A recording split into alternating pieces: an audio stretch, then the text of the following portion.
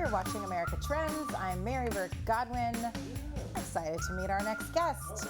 Author, speaker, mother of three, intuitive guide, and the founder of Love Personal Growth, a company focused on the spiritual and intuitive development. Her name is Nuñez-LaMarre. Welcome to America Trends. Thank you so much, Mary. It's so wonderful to be here. Thank you for having me. I'm so happy that you're here, and I love everything that you're all about. So let's talk about it. Your website is lovepersonalgrowth.com. So talk to me about you and what you do with this website. Yeah, absolutely. So I truly love growing. And when I picked this name, I thought there's no way that this is going to be available. Not only was it available on the website, but it was available on Facebook and on Instagram. And it's really about loving all of ourselves, honoring all of ourselves, and coming back to ourselves. So I love all of this different things. And you know what you just said, you were surprised that it was there. I notice in life that it's like if something's meant to be, the door is just kind of open and then, hey, the URL is available. And so many times I've been in branding before and a website's available, but not the Facebook page or not the Instagram handle. So it means it was meant to be that you were there. So talk to me about, do you have an engineering background? Yes, I do. I've spent 15 years in engineering. I received my degree in electrical engineering, and it was beautiful and it worked for a long time. And I really love technology. I love the brain aspect of it, the mind aspect of it, the solving the problems. And it took me on a great journey. However, I got to a point in that journey that I was just so burned out and I didn't even really know what I wanted anymore. And I shifted my entire life.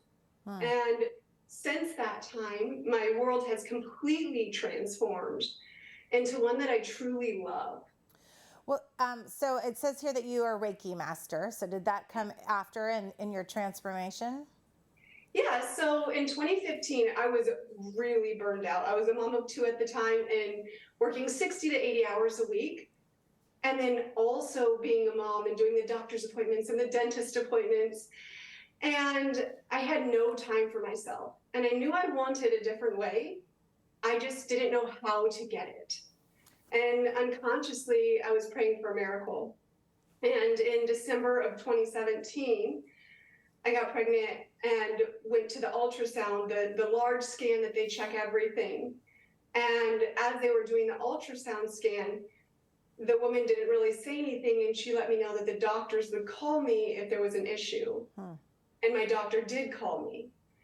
And they let me know that my unborn child had cysts on its brain and kidney issues. And at that time, my entire world was just blown apart. I was carrying this child that I didn't know would live because those were soft markers for trisomy 18, which is a chromosome condition in which if your baby even makes it to birth, only 5% make it past their first birthday. And so I started to go inward. I started to question the purpose of life, what I was doing, why I was doing it. And on Cinco de Mayo 2018, I gave birth to a miracle. Not one thing wrong. Wow. And in that moment, I committed to changing my life, and that's what I did. And I went back to school. I've spent thousands of hours in my own healing, on my own healing journey. We must do our own work. And then also became a Reiki master, intuitive guidance, spiritual coaching, and many other titles and roles. Well, you know, that's a beautiful story, and I'm so happy that your child is healthy. And one of the things on your list of accolades and accomplishments is that you're a mindfulness program facilitator and chair for the Wellness Employee Resource Group at a large multi-billion-dollar technology corporation. And it says that you support mental, emotional, and physical well-being for employees. And talking about all of us, right? There's all these different parts of us, physical, mental, emotional. And I remember in early 2000s, I was working at Legoland down the road here it was owned by Lego at the time. And that was when physical well-being was important for corporations, and they'd bring in yoga instructors to teach at lunch, or they would start paying for their employees to do healthy habits.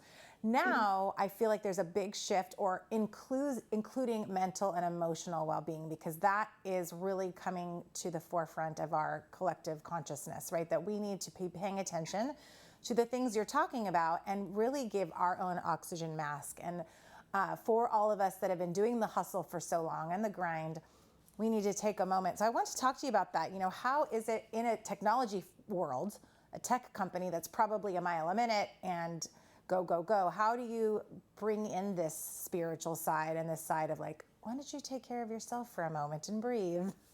Yeah. So I did that role in 2021 and part of 2022 and also 2020. I've since now do it on my own in my own business. I love personal growth. But when I was there, what we would do is we would give this space for emotion. We would hold programs. I held a program called Overcome Stress, Overwhelm, and Overwork, in which we would dive deep into what is underneath the stress, what's underneath the overwork.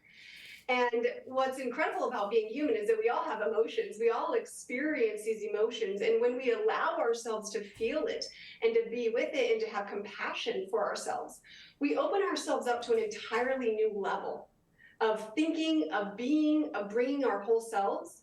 And mental well-being over the last 2 years has skyrocketed. Companies are spending much more than they ever have before, double, triple, because they've realized how important it is to support the mental well-being of their employees. And again, we were running programs, workshops, and helping them understand what was underneath that stress, what was keeping them in that. And I call that the high achievers trifecta. Oh, yeah. I wanted to ask you about that. I saw that, and so that was my next question for you. Explain to me what that is. Yeah, so the high achievers trifecta is this phenomena that we learn that who we are is what we achieve. And we can get caught in pushing ourselves, and we're even willing to sacrifice relationships, our own well-being, whether that's mental, emotional, physical, or spiritual, because we believe that who we are is what we do. And when we have that belief, it's hard to choose ourselves. It's hard to slow down. It's hard to rest because we hold this belief that doing is what's going to get us the success that we so desire. So how do you break that line of thinking? Because that is ingrained in our culture. It's ingrained. I mean, I think that I believe that way subconsciously. I don't even think that I can name that as being the way I believe, but I think it's there, even though I would say, no, I know that's not to be true, but I feel like it's very ingrained in us. Absolutely, it is. It's a learned behavior. And so I teach the 3-step rediscovery process, which is realize, reconnect, and release. However, the first step is choosing ourselves. And that is not easy because we have been taught to do for everyone else. And then once we do for ourselves, we can feel an innate amount of grief. And so and guilt. And as we start to choose ourselves, we must make it a habit. And it can start really, really small. And what I teach the women that I work with is start small. Ask yourself, what is one thing that I need today? Just one. And making that commitment to yourself to do it. Because we've neglected ourselves for so long that we have to build the relationship back up. So, wow. And so can people hire you at Love Personal Growth to do the things you were doing inside the tech company? Now people can hire you to consult for their small business, right? Absolutely, yes. And they can bring you in to do this. Looks like you've been a contributor to Thrive Global, Medium, and Forbes Women. Is that correct? Yep. Yes. Okay, this is amazing stuff. So tell me what you have people start with themselves, and then it was realization. What were the other two things? Yeah, and reconnect. So we have to reconnect to the parts of us that are pushing us. They're pushing us so hard because they believe that that's who we are. And if we don't do it, then who are we? And it's a complete loss of identity. So it's reconnecting to the parts of us that push us, and then releasing and letting go of the parts that are no longer serving us and setting them free. And that's what I love. That's what inspires me the most, is that the parts of us that push us, they have a beautiful agenda. They truly desire to be loved and to serve in the world. And once we allow them that space to do it, the client's whole world shifts. It's incredible. I remember hearing that phrase, let go of the things that don't serve you, in a yoga class, probably about, I don't know, 7 years ago. And it changed. I say that now probably on a weekly basis, either to someone in a conversation or to myself. That's not serving me right now. I don't need to hold on to that grudge or that fear or that thing that I think I need to be or whatever it is. It's not serving me. So I love that. Well, Jessica-LaMarre, thank you so much for spending time with us today. Everyone at home, you can find her at lovepersonalgrowth.com or at lovepersonalgrowth on Instagram. Author, speaker, intuitive guide, and founder of Love Personal Growth, Jessica-LaMarre. Thank you so much for joining us. Everyone at home, thank you for watching America Trends. Stick around. We've got more show right after this quick break.